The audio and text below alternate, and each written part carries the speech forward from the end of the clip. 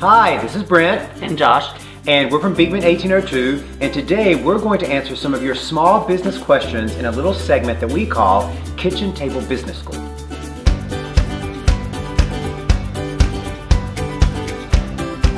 So a lot of people write to us and say, how did you grow your business from tiny little farm in upstate New York to a company that has their brands represented in stores all across the country? So it was just a lot of hard work. We thought we'd answer a series of questions that you guys submitted on Facebook, and we'll do a series of these. So we'll do 3 today, we'll do some others another day, and by the end, all of us will be Donald Trump. All right, the first question comes from Rick Carner from Manuka, Illinois. Manuka! And he says, your story is fabulous and amazing. What was your biggest discouragement and frustrations, and how and what did you do to overcome them?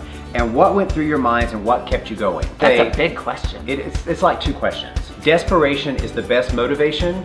You know, we were desperate, we were about to lose the farm, and I think that any person who's starting a small business, you have to be a little bit hungry for it. You know, because starting your own business requires more sacrifice than you can ever imagine, and if you're not either desperate or hungry for it, you're never going to have the energy and the drive that you need to succeed. So whatever you're going to do, make yourself desperate and hungry for it.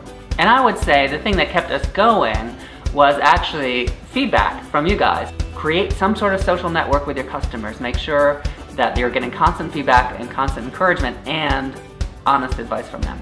And that actually feeds very well into the next question. I didn't peek. Which is from Maureen Sullivan from Fairbanks, Alaska.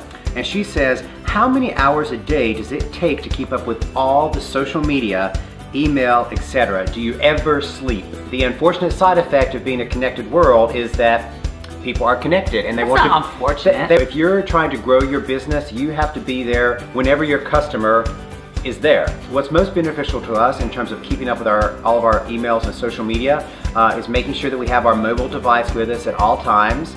And any time we're not in some life-threatening situation, you know, like behind the wheel of a car or jumping out of an airplane or something like that, we're always responsive to what's going on social media. And I think a lot of people, I mean, they think like, oh, social media is going to take up so much time and all that. And honestly, it does. At first, it takes up a lot of time and you have to learn how to do it right. For instance, this video. We don't film a lot of videos, so I have to spend time learning YouTube and how it works and video and all. Once you get it down, it's a habit. And once you just make a habit of it, it's so simple. We just carry the camera everywhere we go. We take pictures of the dog, take pictures of the store, take pictures of customers in the store, anything. And once you got it down, it's not as much time. And the last question for this segment of Kitchen Table Business School, Lisa Turry from Saratoga Springs, New York asks, what is the best way to build a relationship with a retailer that will result in them carrying your products in their stores? I think this depends on what type of retailer that you're aiming for. If you're aiming for like a very specific boutique in your own area, your own region, then the best thing that you can do is go into that store, take lots of free samples of your product.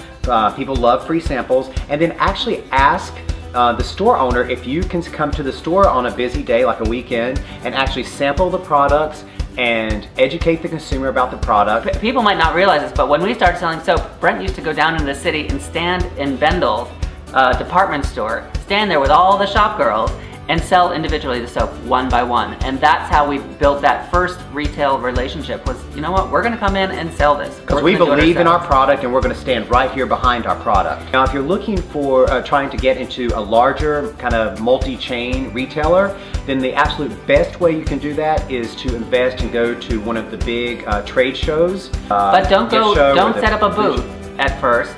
Just go as a visitor and see what's happening around. See what your competition is doing. You don't necessarily have to have a booth to go talk to people, talk to your competition, meet other retailers. I mean, you don't want to do business because that's kind of shady. But go figure out the landscape at that point. That's right. And then once you've got it all figured out, set up your booth, because that's where all the buyers for these retail organizations go. It's where all the editors from all the magazines go.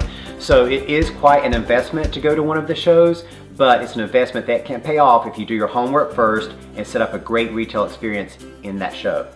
All right, so that is this edition of Kitchen Table Business School. Do I get graded? What's my grade? No, they're going to get graded. I'll give you all 8. So if you like this video, make sure you hit the thumbs up below and subscribe to our channel so we know you want to see more.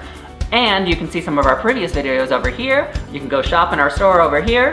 And if you have your own small business question, put it in the comment section below this video and it could be answered in the next section of Kitchen Table Business School. And be very specific. We'll try to give our advice to help your business.